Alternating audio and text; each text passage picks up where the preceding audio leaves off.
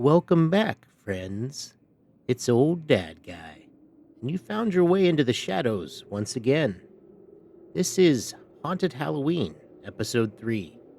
Tonight we're leaving the classics on the shelf and diving straight into chilling true encounters and eerie tales that feel a little too close for comfort. So grab your drink, settle in by the fire, and keep your eyes on the dark corners of the room, because tonight's stories might just follow you there. Stay tuned. The House on Holloway Street. I didn't move to Fairview for the pumpkin walk. I moved for rent I could afford and a vague promise of starting over where no one knew the version of me that didn't finish what he started. Holloway Street came with a lease. A curved, brick-laid lane of century-old houses sagging with their own memories in a civic tradition that belonged to October, the way frost belongs to morning. The pumpkin walk ran the last week of the month, when neighbors set jack-o'-lanterns shoulder to shoulder like little embers guiding strangers past the porches. I'd been there 3 weeks when the flyer appeared, a silvered rectangle on my phone screen, looking as if it had been scanned from a page that once cut fingers. One night only, the Holloway House Halloween Tour, midnight, October 31st, free admission. No RSVP, no host, no address, but everyone understood.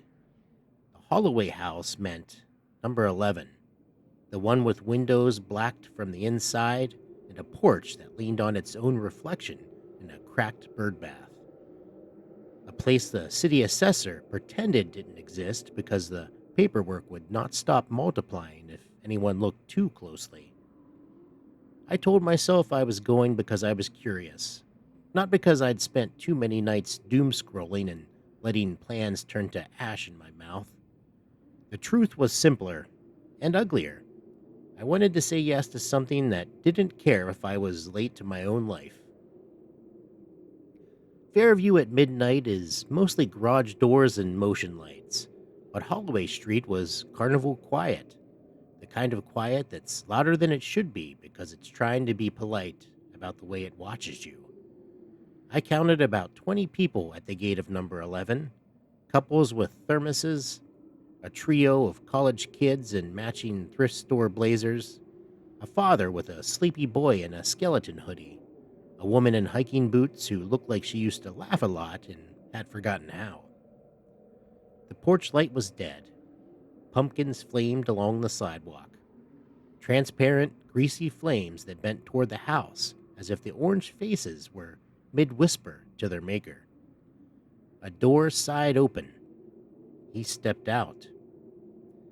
I say man because he had a man's height, a man's hat, and a man's suit from a department store that closed around 1910. But there was something in the posture that gave away the rest. A carefulness that you don't learn until you've been brittle for a very long time. "Welcome," he said, without introduction, and his voice had the sound of stacked newsprint. "Kindly come in. The hour has arrived." Phones nudged up. Red dots blinked to life. The father squeezed his boy's shoulders and asked if he was good. "I'm good," the boy said, which is something you say when you're not. I went in with the current, past a smell I couldn't name at the threshold. Not rot, not simple mold. It was warm metal and old rain. The scent of tools that had forgotten the hands that used them.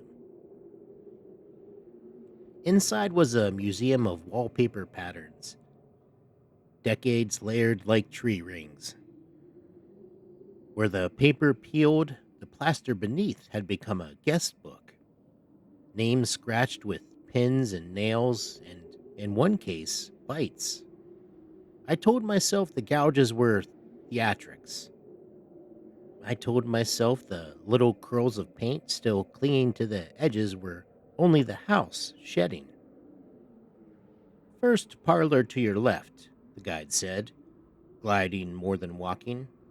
For the introduction, the stair to the right is unwell. Do take care. The parlor had one centerpiece, a mirror too big for the room, framed in wood that looked like driftwood before it remembered it had once been a door. A chandelier of teacups hung above it with wires that didn't look strong enough to lift their own choices. The guide faced us with an expression I think he imagined a host should wear, measured sympathy, like a doctor delivering a diagnosis he personally sympathized with and privately applauded for its elegance. Fairview's oldest address welcomes you, he said. You'll proceed room by room. Listen for your name. He paused, letting that part settle into the shoes of everyone present. And when you gaze into the parlor looking glass, mind your manners. It is older than this house. Older than this house. I filed the sentence away under harmless patter and discovered it wouldn't fit. We lined up. Somewhere behind me, the father whispered to the boy about bravery being a kind of courtesy you show your future self. I liked that. I liked it so much I wanted to borrow it and lie to the memory of who I had been. A college kid with a nose ring went first. She smirked at her own reflection and lifted her phone for a selfie with the mirror, arching a brow like a dare. In the screen, her reflection moved a half-second late, a dropped frame. She lowered the phone abruptly. Her mouth stayed in the mirror a moment longer. Then it caught up, like a poor swimmer finding the edge of the pool. Cute, said one of her friends, though his laugh was trying to be brave. Lag filter. The hiking boot woman stepped forward.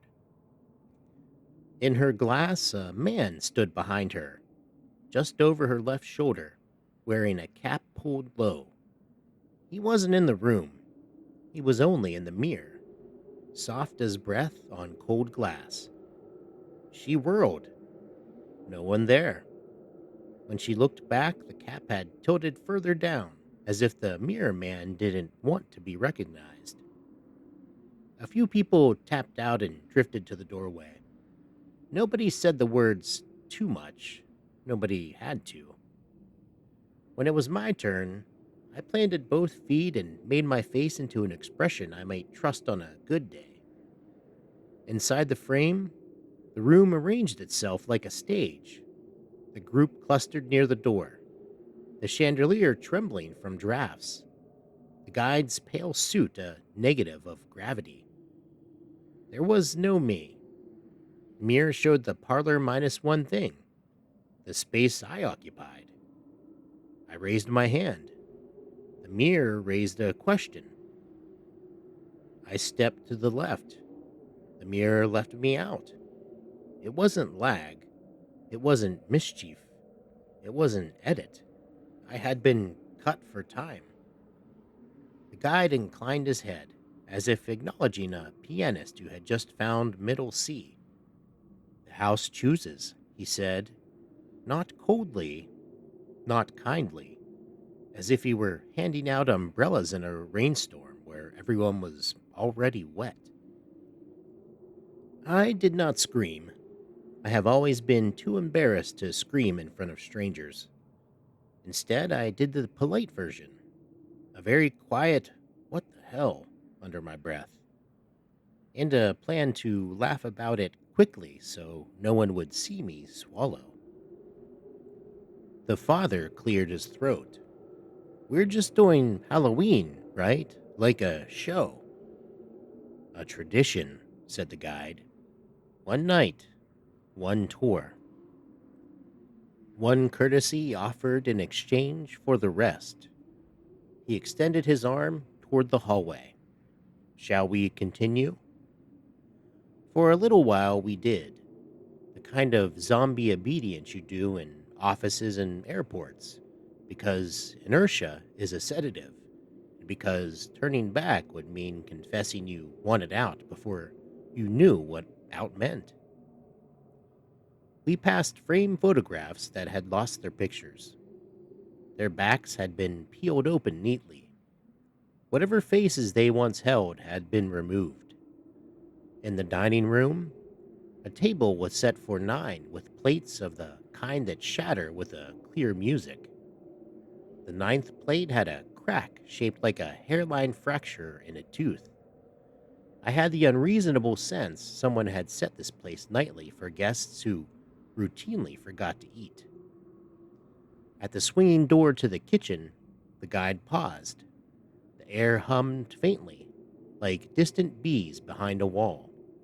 He placed 2 fingers on the wood and listened as if to a heartbeat. "Downstairs," he said. A woman by the door shook her head hard, keys chattering in her hand. "No basements," she said to no one in particular. A few others nodded. It was a church basement nod, a group agreement born of casseroles and funerals. "Plenty of room on this floor," the guide said, unbothered. He lifted a latch beside the pantry. The latch shouldn't have opened anything, and yet a section of wall sighed and folded inward to reveal a spiral stair that put steamship stairs to shame. Narrow, iron, and going down further than a house this size should allow. "Absolutely not," someone said. They meant it.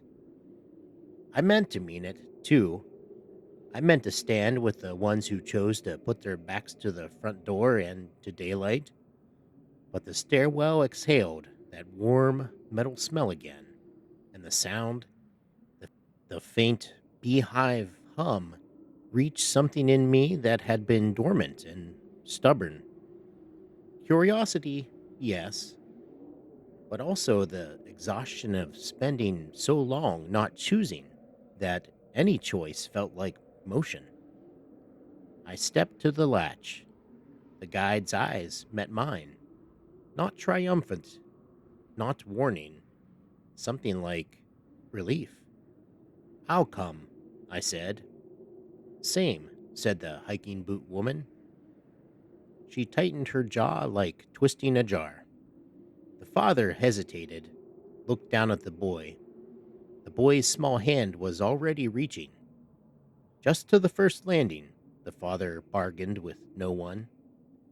Half the group came. The others stayed, clinging to the logic of surface dwellers. I envied them for a heartbeat, then lost sight of them as the house swallowed us one step at a time. Spiral stairs ask for trust. They take away your horizon and replace it with a single idea: down. The iron under my shoes had been painted with something black and eternal that never quite dried. The guide went ahead without light. The boy counted steps in whispers to keep his courage steady. Somewhere above, the chandelier chimed a brittle note and went quiet like a bell deciding against being rung. We turned more times than a house of this footprint should allow. I tried to keep a mental map, and the map kept failing me at the same corner. Eventually, we reached a platform with a riveted door, the kind ships use when they'd rather stay ships than become aquariums.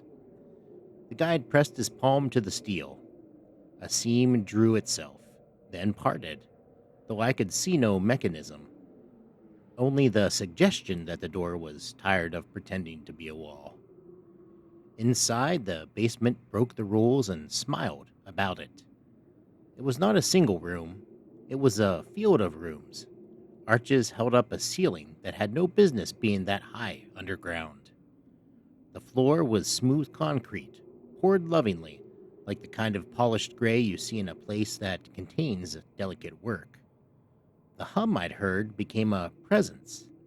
Not a machine, not electricity. A choir of small sounds layered until they made a single note that the body recognized first and the ear second. Mirrors stood in rows. Not bathroom mirrors, not salon mirrors. Each was as tall as a door and wider than a confession. They faced each other in paired ranks, and the ranks went on until the far wall blinked into suggestion. In their glass, we were doubled, tripled, turned into a marching line of versions moving in synchronous error. Good Lord, the father said, and then apologized to his son for saying it. The guide stood in the center aisle with his hands folded as if this were a chapel, and he the man who made the hymns go on time. The house keeps a memory, he said. A memory is not one thing. It is a surface and a pressure. It is a list that adds itself. It is a promise made while the promiser is still young. The hiking boot woman made a sound that could have been a laugh and could have been a cough. Enough sermon, she said. Explain. The guide turned slightly, a pivot you learn from waltzes and negotiations. Each year, on this night, the door opens. Visitors tour. One is chosen to remain. In return, the rest leave. The street is safe for one more year. The pumpkins are permitted their light. Permitted by who? I asked. He tilted his head towards the mirrors, as if the answer lived there. By the hungry thing that once lived here with the family who first built the house. They fed it bread, then stories, then themselves. They did not mean to. Need can be an honest mistake. The boy's hand tightened around his father's fingers. The father swallowed hard. And the chosen one stays where? The guide's eyes softened with a pity that did not help. In the surface, he said. It is not painful, he added, which made it the worst thing he could have said. It is waiting. It is being remembered by something that does not forget. A college kid laughed too loudly and asked where the hidden projectors were. Another called out for a friend by name and heard the name bounce back with perfect acoustics. Phones rose again. Little comfort, rectangles asking to be believed. Why me? I said, before I could tell myself to be smart and say nothing. Why am I the one the mirror didn't show? You were not shown, the guide said, because you were not yet here. He pointed down at the floor.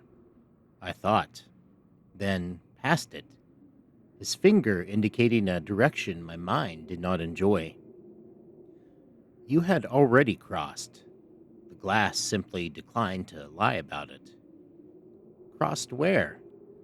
He didn't answer with words.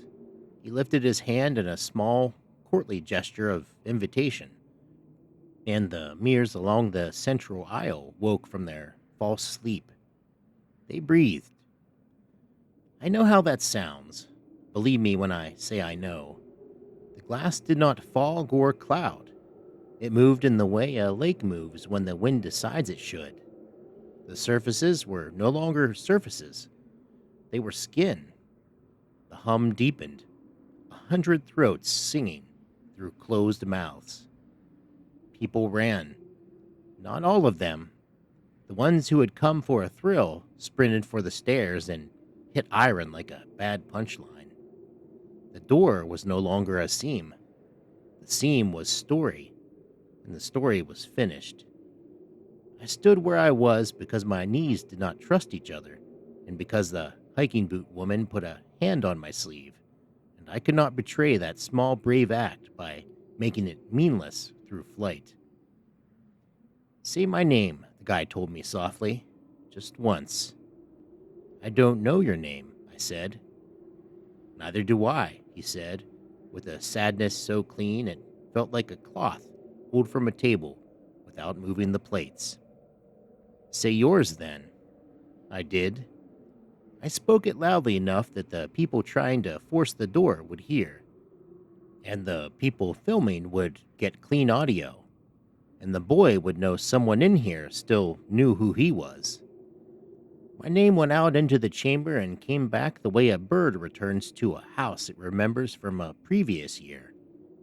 Mirrors accepted it. They put it in their mouths, and a face opened in a pane 3 rows down. My face, pressed as if against a subway window, too crowded for kindness. I took a step. The me behind the glass took none. I rested a palm against the other side. And it was mine, and it was not mine. I could see a small scar I got at 7 from a dog who meant only to warn. The scar was where it should be, but the hand inside would not obey me, and the eyes were full of patience I have never owned. Not painful, the guide said again, as if an echo could be an apology. I won't, I said. I didn't shout. Shouting felt like a waste of air I might need later.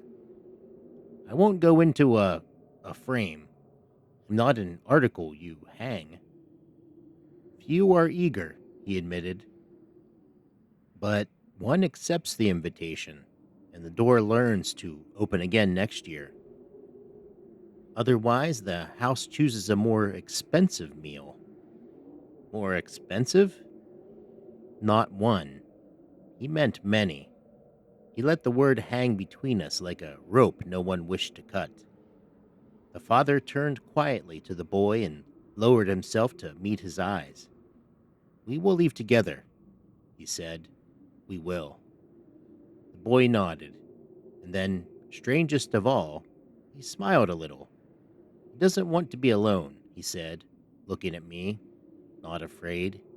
He looks lonely in there. It was the oldest sentence. It was the original contract. That's how they get you to hold the door for a stranger, to show up with soup, to say yes to tours you don't understand. The ache of seeing someone left standing at the edge of a room and deciding there is a better shape than that. The guide did not hustle me. He did not hurry anything. He led us to a bench in a niche between the rank of mirrors, and we sat.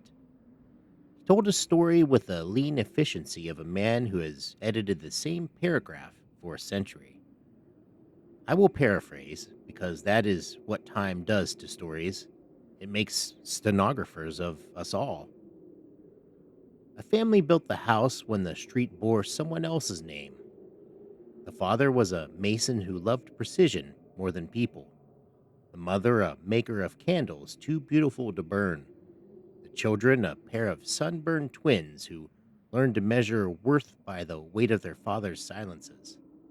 In the corner of the soil where the foundation wanted to be, the father found a plane of black glass that was not stone, not obsidian, not anything he had language for.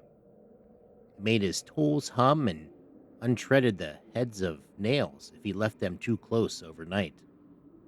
A rational man neglects what cannot be indexed, so he poured around it, told himself the basement could be shallower. The glass objected gently, and the house took the shape of its objection. At first, the family fed the thing by mistake. A mirror leaned near the corner would fog for no cause. The mother would breathe on it, smile at the funny echo, and the glass would drink her reflection like broth. Small offerings, harmless, unless you counted the way the twins began avoiding their own faces and developed a talent for navigating rooms by looking at the shine on doorknobs. The winter came hard, and the street was a rope between neighbors. The father brought in a hired man to fix a joist he had cut exactly wrong. The hired man was not from here. He had the posture of someone who sleeps outdoors with a hand on his pack. The twins liked him because he could make coins disappear and because he sang hymns in a voice that did not insist on goodness so much as hope for it. On the third day, the hired man did not come out of the basement. They called. They called again. A shape appeared in a mirror, slow as ink and water. The father understood immediately, because some men are cursed with skills that do not require instruction. They did not tell the neighbors. They built a door where a wall had not wanted one. They hosted fewer visitors. The mother stopped polishing the silver because every time she finished, she would catch a glimpse beside her that stayed a fraction too long. Years later, the city built sidewalks and renamed the street after some mayor who died in office. The house watched its neighbors slowly unlearn the rules of being close. The twins grew and did not marry. As the father aged, he made bargains with himself and then with the house. He gave it small things to keep it sleepy: reflections of laundry on a line, the sparkle of a spoon, tiny sips from a parasite's teacup. On October 31st, during a pumpkin walk that was more church than parade, a group of children dared each other to slip into the cellar through a coal chute. The house took two of their shadows. The children left with a wrong weight and a story that changed each time it was told, the way pain does when it learns manners. After that, the bargains had to be negotiated. A ritual was arranged. One visitor watches through the glass until daylight, and the rest go home and live. The city, which knows how to sleep around trouble it can't legislate, never asked who posted the flyer. Houses post their own mail. Streets keep their own calendars. We pretend otherwise for the comfort of bureaucracy. "Why you?" the guide asked me at the end of the history, as if the question had been mine and he was doing me the dignity of letting me ask it. "Why anyone?" Because stories prefer a single figure to pin the ending on. Because crowds can make noise, but they cannot make decisions. Not truly. Because hunger likes the taste of attention that has nowhere else to go. I sat very still and listened to a sound that might have been my pulse and might have been the house counting me. "I can't do it," I said. "I know that isn't brave, but it's true." The guide nodded, unsurprised. Brave is not always useful. Useful is useful. "Then be useful," I said. "Tell me how to cheat." A crooked delight lifted the corner of his mouth. "The house does not mind cheating," he said. "It minds breaking rules. There is a difference." "What are the rules?" "One remains. The rest go. The door opens next year, and the house eats nothing it has not been offered." He folded his hands, pleased with the clarity of it. It is a very civilized arrangement.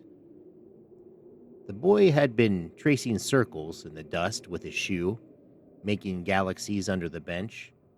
He looked up. What if someone stays, but not the way it wants? "How do you mean?" the guide asked. "What if someone decides how to stay?" the boy said, each word careful like stepping stones. "Instead of the glass deciding." The guide blinked. The thought was not new to him, but the boy's phrasing had put a new suit on it and straightened the tie. "There are options," the guy said slowly. "There always have been. The mirror is only one door. The house is full of them." The hiking boot woman stood. "Enough riddles. Spit out the plan." The guide inclined his head, conceding the point. The glass wants a reflection. It enjoys hostages. But the house itself only wants company. It wants a mind willing to attend to it. Someone to keep it from breaking into the rest of the street when the year grows dull. He looked at me. "It would accept a caretaker?" "What does a caretaker do?" I asked. Stay, he said simply. Listen, keep the edges tidy. He gestured to the arches and the mirrors and the gleaming floor. Make certain the hunger goes where it's supposed to and nowhere else. That sounds like the same job, I said.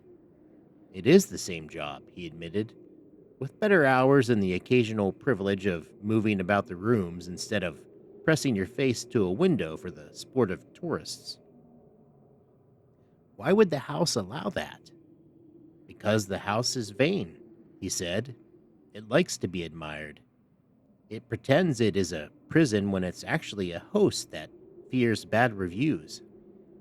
The father laughed unexpectedly, a single bark that released something in his chest. The boy smiled again, solemn and pleased. What if I say no to all of it? I asked. What happens? The guy didn't answer. He didn't need to. The hum around us had changed in a way that felt like attention swiveling. The door behind us had begun to forget how to be a door again. Okay, I whispered. I want to be braver than that, but there it was. Okay, how? The hiking boot woman demanded. Okay, which plan?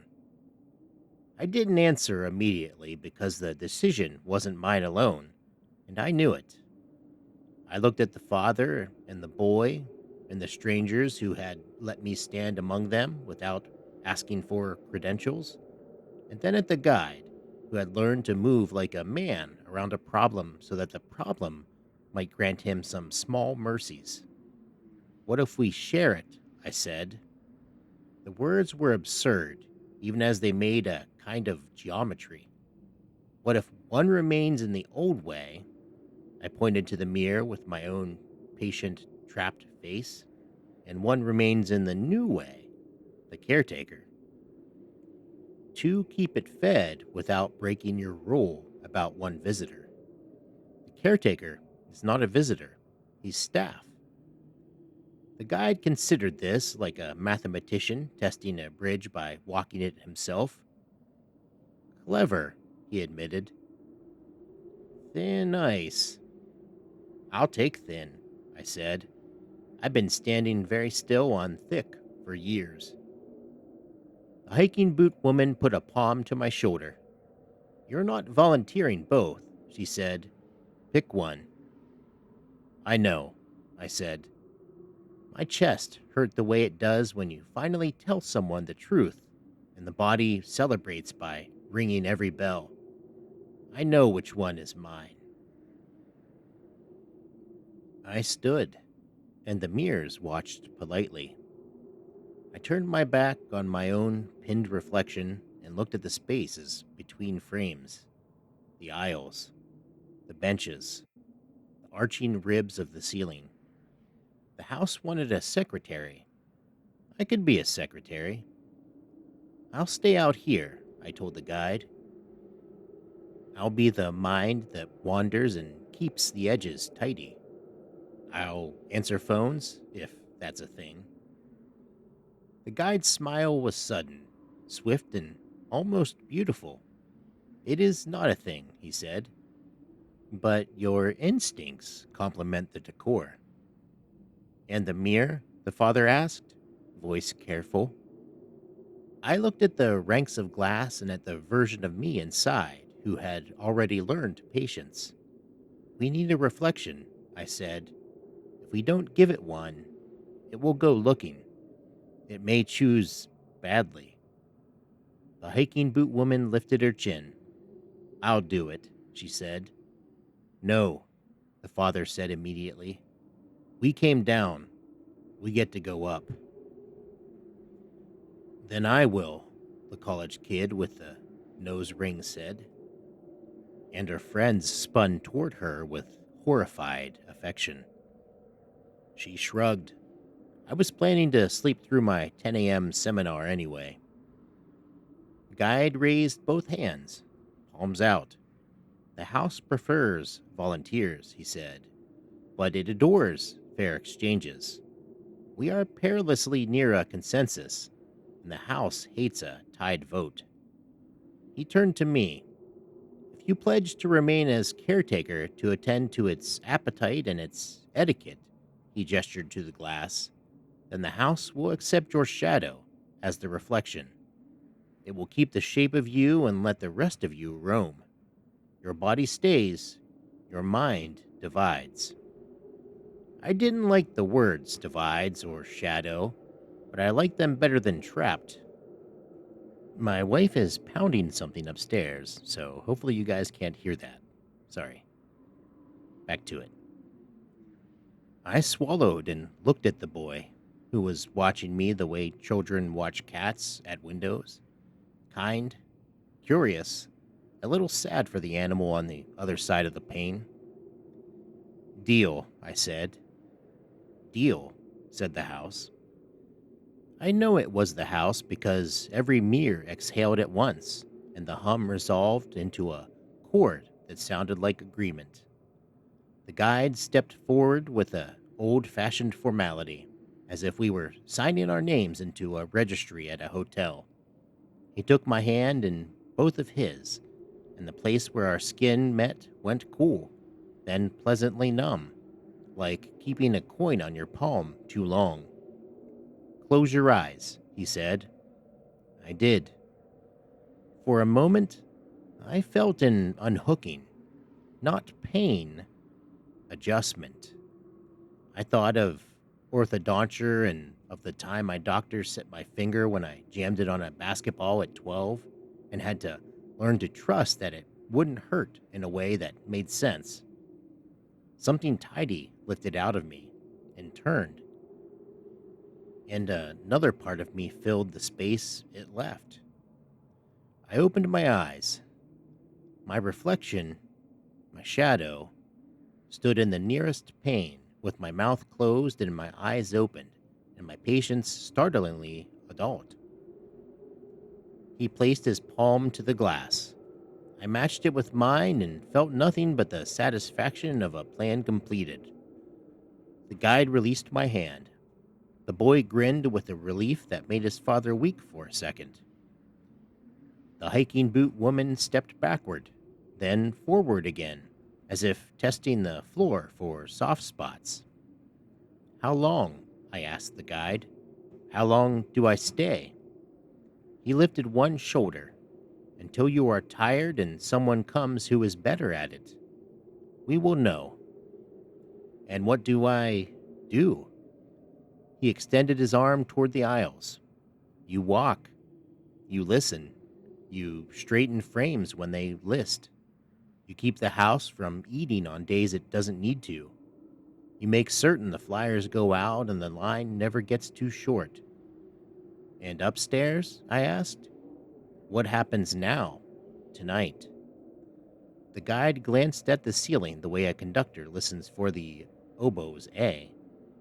They will tour. They will jest. They will be frightened. And they will leave.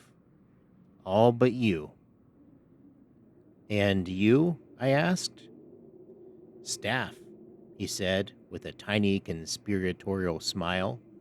We'll be colleagues. Allow me to show you where we keep the paint that never dries. We went back up. I was different, and no one could see it except in the way I stepped around doorways to avoid touching thresholds. The house approved. The door remembered how to be a door and swung for the group like a maitre d' who temporarily forgave a party for being larger than the reservation. On the first floor, the parlor had become parlor-like again. The mirror did what mirrors do. The chandelier had decided against auditioning for the falling objects portion of the evening. The college kids took selfies and pretended their hands weren't shaking. The father squeezed the boy's shoulder again. The boy looked back and gave the kind of nod you give a pet before you go to school, a promise that afternoon exists. The guide resumed his patter. He explained the craftsmanship of the banister, the peculiarities of the light in the second-floor hallway, the history of children's marbles found underfoot long after anyone had lived there. His voice was a calm boat. People got on. I walked with them a while, learning the rhythms the house wanted, when to let the air cool, when to allow the smell of iron to rise, when to tilt a frame to make the corner of an eye notice something it would not mention, but would carry home like a burr. When the tour reached the front door, the pumpkins outside leaned their little faces toward the threshold in delight. The clock on someone's phone turned to 1:32, then 1:33. The guide put on the smile again and said the polite words. "Thank you for your attention," he said. "The city thanks you for your time. Please step carefully on the way out." A few lingered to ask questions that would sound foolish in daylight. The college kids hugged each other with that half-ironic, half-real affection that keeps them alive at 3 a.m. The hiking boot woman looked at me long and slow and then gave a nod I felt in my knees. "You staying?" she asked softly. "For a while," I said. "Good," she said. She patted the door frame like it was a horse that she wanted to like her. "Good." The father crouched and zipped the boy's hoodie. "Say thanks," he prompted. "Thank you," the boy said gravely. Then to me, a little closer. "Don't forget to eat." "I won't," I said, and the house made a sound like a laugh trying on a winter coat. They left. The pumpkins flickered. The streets absorbed them. The door shut itself gently. Is it possible to live in a house without ever sleeping? Is it possible to rest in spurts, the way a lighthouse rests between flashes? I learned the moods of the rooms. The parlor prefers mornings when the light is as thin as old china. The dining room likes the sound of cutlery, even when no one is eating. The second floor hall resents being ignored. If you pass it too quickly, the floorboards register complaint in a language you can feel in your ankles. The basement was my office. Not every night, not even most, but often enough that the Mears and I developed an understanding.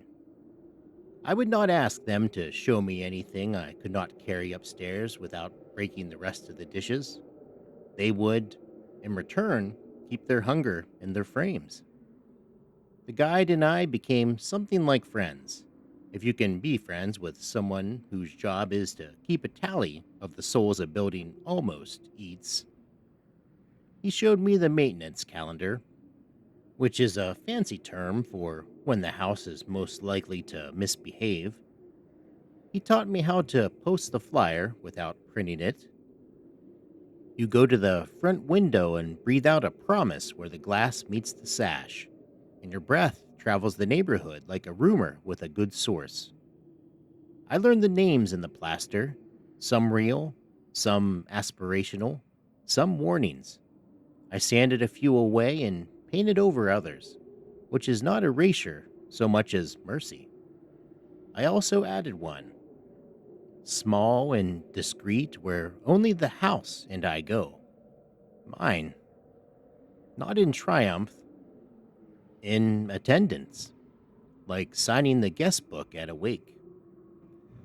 The shadow in the mirror, my patient double, kept his vigil. On nights when the house was quiet and the street's tires hummed like distant oceans, I would sit on the bench and look at him, looking at me. He seemed content, or perhaps he was very good at pretending, and since pretending is half of every job, I honored the skill. People ask, if they knew they could ask, whether I was lonely.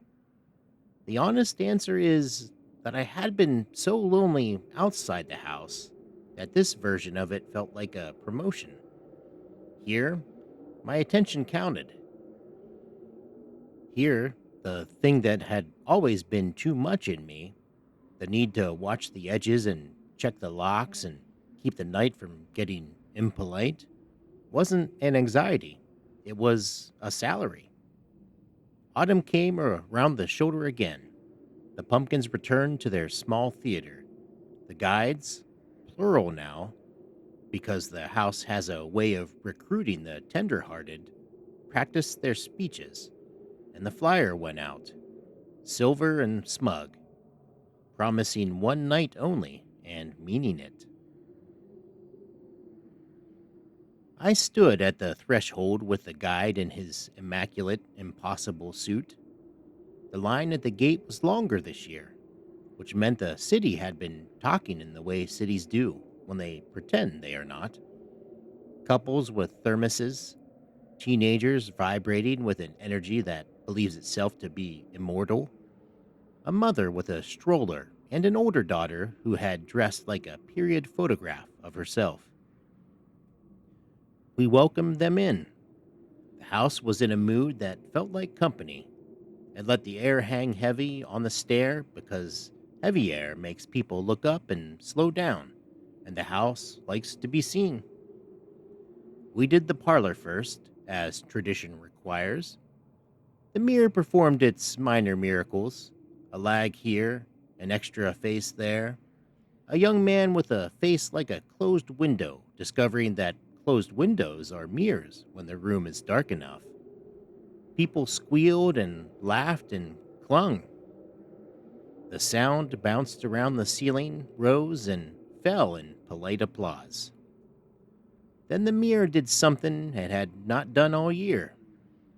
It ignored someone else. A woman in a faded denim jacket stepped up. The glass had room for her and declined to use it. The parlor became a lung that forgot what air was like. The guide met my eyes. The house, which has never been subtle when it is excited, hummed in the walls with a sugar rush. The woman stared at the glass for a long count. Her mouth softened into a line that was not surprise exactly. Recognition, maybe. Then she turned, slowly, so as not to startle the room, and found me by the door. "You're the caretaker," she said, as if we had agreed to meet. "Aren't you?" The guide stepped in to do the formal denial, but I raised my hand. "I am," I said. Her face collapsed very gently into relief. "Good," she said, "because I'm here to take a shift." The house made an approving sound. The mirrors sighed like a chorus seeing the right soprano enter the hall. The guide's eyes filled with a kind of exhausted joy that I suspect he had been postponing for a very long time. "You know the terms?" I asked, walking closer, feeling the weight of what hope does when it stands up from the bench and decides to try stairs again. "I know enough," she said. "I live 3 streets over. I've walked past this place since before my divorce, before my son went west, before my hair went gray on one side first. I've been telling this house, not tonight, for years. Tonight, I'm telling it yes." We did not dramatize it. There was no Latin. The guide touched her hand. The house took her measure.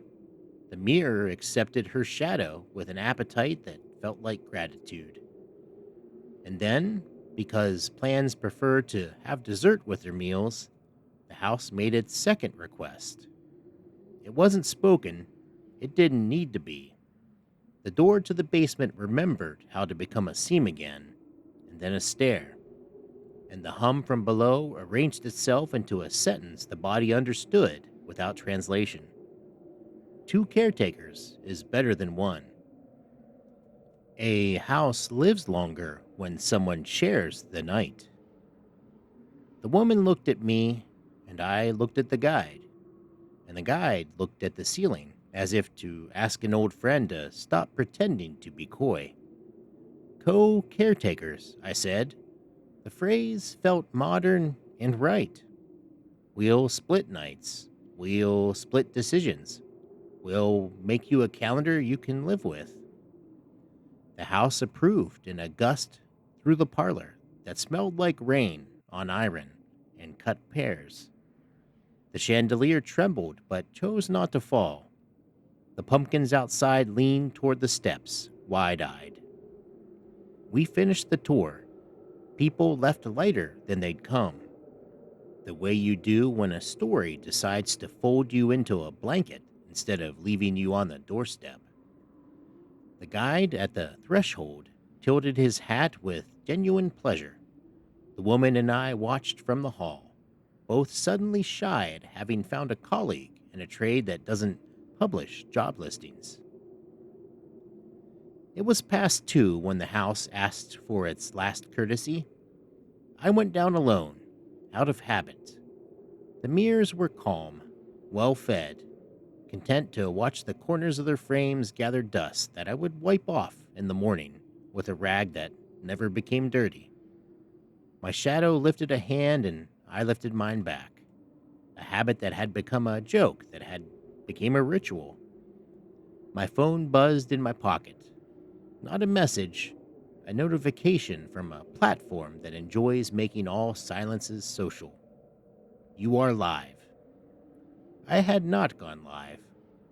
The screen showed me in the basement, framed by frames, immaculate, eerie, the kind of image that goes viral precisely because it feels like something you're not supposed to see. Comments bloomed, heart reactions drifted upwards like confetti over a grave. ARG vibes. Is this the Holloway house thing? Best Halloween promo ever. Bro, how'd you do the mirror dupe without a mask? I looked at my reflection, my shadow, and he looked back. And for the first time, he moved before I did. He lifted 2 fingers in a small peace sign, then tapped the glass twice like a teacher drawing a neat period at the end of a sentence. I turned the stream off. My phone buzzed again. You are live. The house doesn't need accounts. The house is an account. It politely informed the street that it would exist again next year and that attendance would be appreciated. I laughed quietly. The sound went up into the arches and came back a little braver than it had left. When dawn came, the pumpkins went out with dignity, not exhaustion. The street took off its costume and put on its errands. I stood on the porch with the guide and the new caretaker and watched a jogger pretend not to look. The guide turned to us and he said a thing I had wondered if he could say. Thank you, he said simply. Both of you. We went back inside. The door closed behind us with a contentment I recognized from cats and singers who like the acoustics of empty rooms. The house settled around our shoulders like a coat you finally admit fits you. I startle less now when I see myself in glass. Sometimes I find the woman in denim jacket beside me in a reflection where she isn't standing, and it makes me grin. Sharing the night makes the night shareable. The house has learned to anticipate calendars, and I have learned to leave the basement lights on long enough for the mirrors to see their own faces in the glow. Some nights, when the city is a soft machine and the street is all porch lights and promises, I sit in the parlor and listen to the quiet that isn't. I think about the father and the boy and the hiking boot woman and the college kids who will be professors and parents in a blink. I think about how many stories began because someone finally said yes and meant it. And sometimes, just before sleep, the house lets me watch a slice of street through a pane that used to be a wall. A kid with a skateboard, a couple sharing the last coffee of their 20s, a woman stopping to retie her shoe and stay in the moment for 1 perfect minute longer because there is a house beside her that is listening and is not, for once, hungry. That is the ending I promised you, not a scream frozen in glass, not a final door that will never open. A house that eats less because someone feeds it attention instead of fear. A story that decides to be a job. A caretaker who learned the opposite of being trapped is not escape, it is purpose. And if you ever walk Holloway Street at midnight and feel a hum beneath your feet like bees that have learned to sing, know that we are awake, and the pumpkins are polite, and the door, this year, remembers how to open. What is Forrest Gump's password? One Forrest One. Meh. OldDadGuy. And that is the story of the house on Holloway Street. Maybe you'll pass by someday, see the pumpkins leaning toward the porch, feel the hum under your shoes. Maybe you'll wonder if the caretaker is awake, keeping the edges tidy, keeping the mirrors polite. The house doesn't need to chase you down.